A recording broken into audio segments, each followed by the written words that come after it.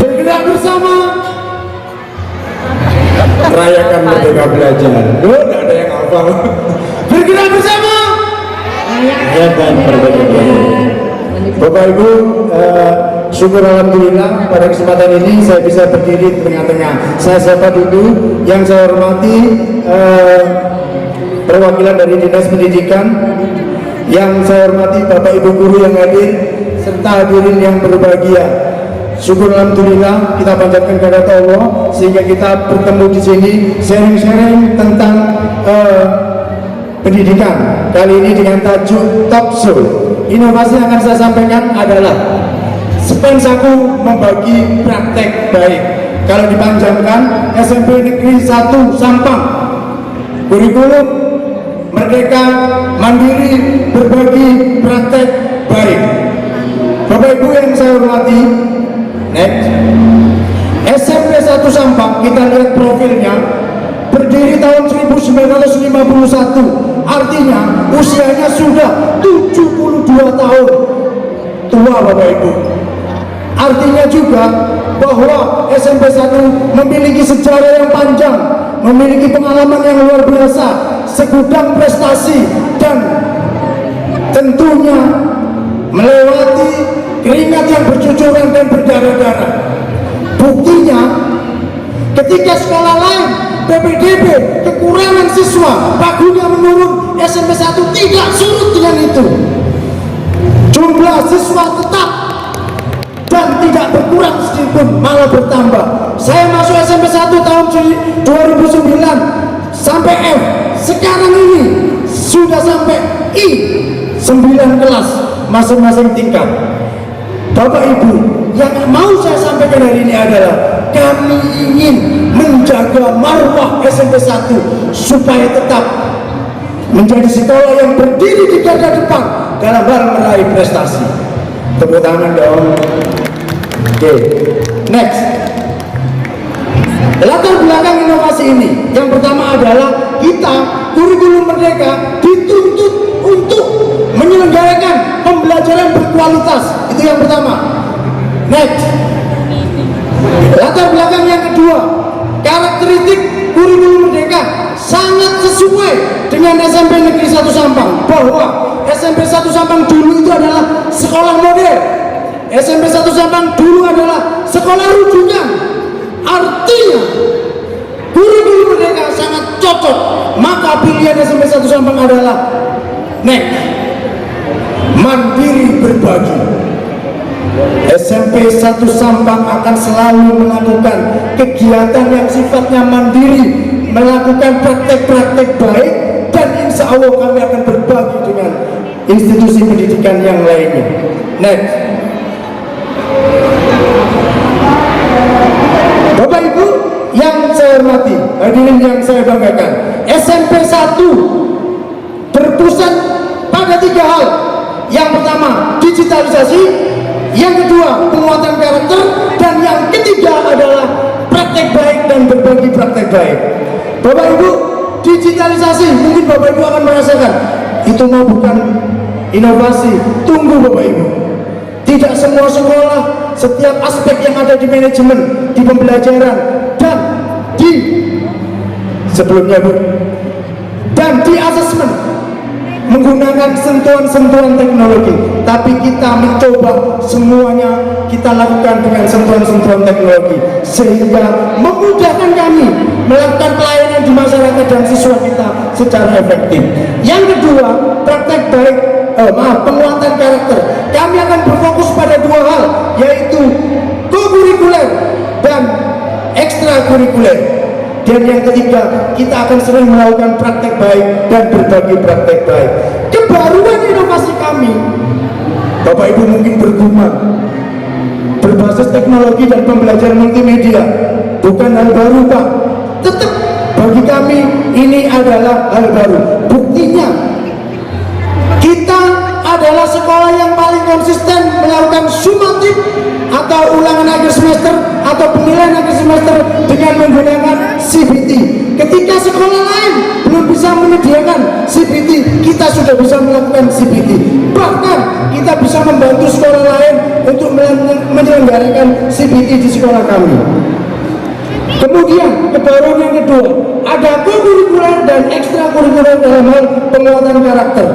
Di co-kurikuler, Bapak Ibu sudah mengenal UMI Foundation. Ketika sekolah lain belum melakukan MOU dengan UMI Foundation, kita beberapa tahun sebelumnya sudah melakukan MOU dengan UMI Foundation. Artinya kita berinovasi di co-kurikuler. Sekarang ini yang ingin saya sampaikan, SMP 1 sudah melakukan co-kurikuler yang baru lagi, bahwa kita rutin melakukan audiensi dengan anggota DPR di gedung DPR. Itu seperti membekali anak kita tentang pendidikan politik dan pendidikan karakter, bagaimana cara berbicara di depan umum. Itu co-kurikuler. Kemudian ekstrakurikuler, Bapak Ibu. SMP lain mungkin hanya menawarkan ekstra beberapa saja. Kita menyediakan 14 ekstrakurikuler, tentunya sesuai dengan tantangan zaman dan kebutuhan peserta didik. Dan yang lebih penting lagi, hari ini kami memperkenalkan ekstrakurikuler kami yang baru. Kita bisa kunjungi stand SMP 1 di pojok sana. Ada beberapa rekayasa teknologi yang dibuat oleh siswa dan guru kami, dan salah satunya kami sudah mendapatkan juara prestasi, yaitu helm anti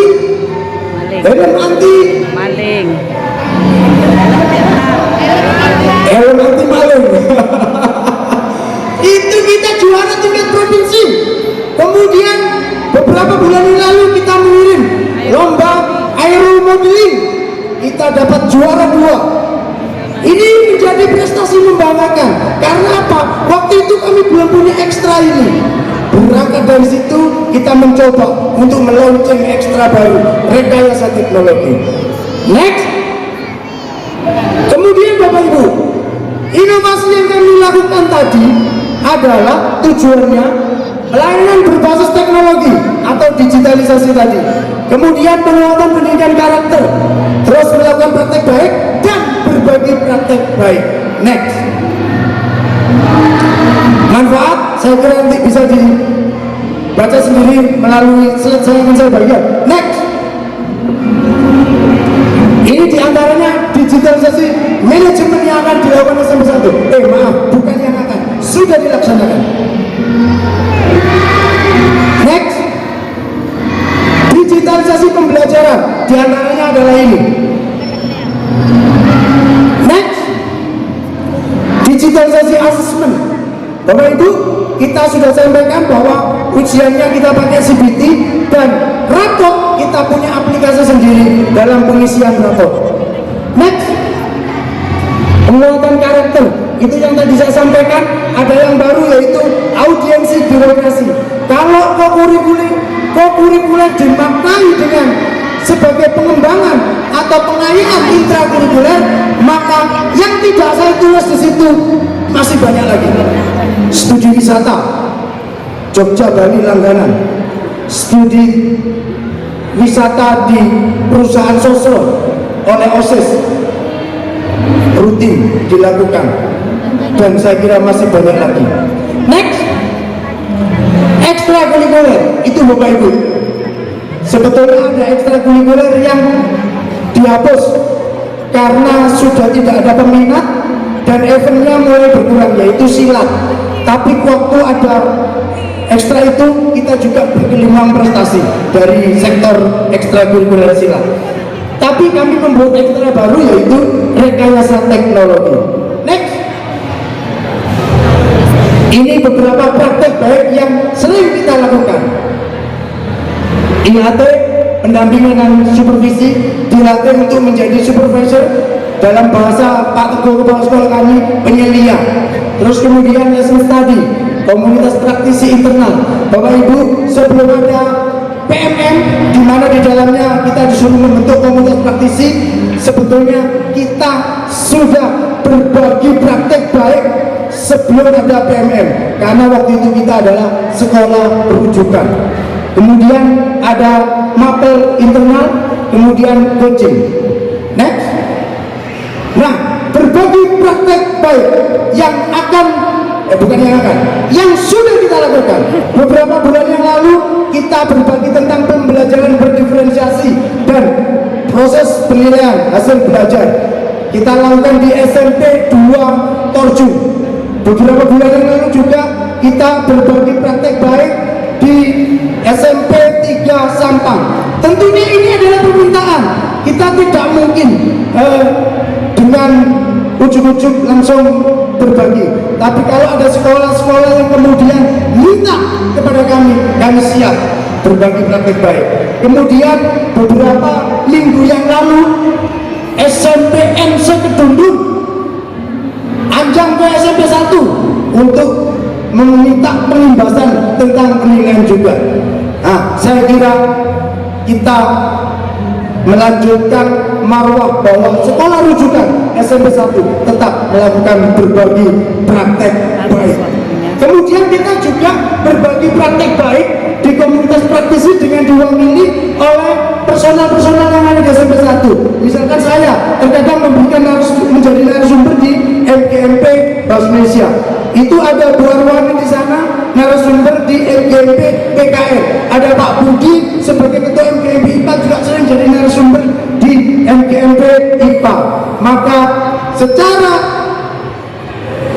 komunitas SMP 1 kita berbagi, secara individu personal SMP 1 kita juga berbagi. Next, hasilnya dari inovasi itu diantaranya seperti ini.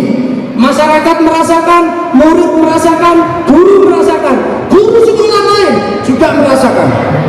Next, akhirnya saya mau menyampaikan begini Bapak Ibu, bahwa SMP 1 sudah melakukan eksplorasi pendidikan melalui digitalisasi manajemen, pembelajaran dan asesmen, penguatan karakter di kokurikuler dan ekstrakurikuler, melakukan sering praktek baik dan berbagi praktek baik. Itu adalah bahwa kita dalam rangka menyiapkan siswa kita untuk mencapai masa depannya, tentunya dengan membekali dengan skill life atau kecakapan hidup, mulai dari soft skill, hard skill, karakter. Dan ini adalah bahasa kepala sekolah kami, ini adalah investasi kami di dunia pendidikan. Harapan kami ini menjadi bekal dunia akhirat untuk peserta didik, tentunya secara umum untuk masyarakat Sampang. Demikian yang dapat saya sampaikan.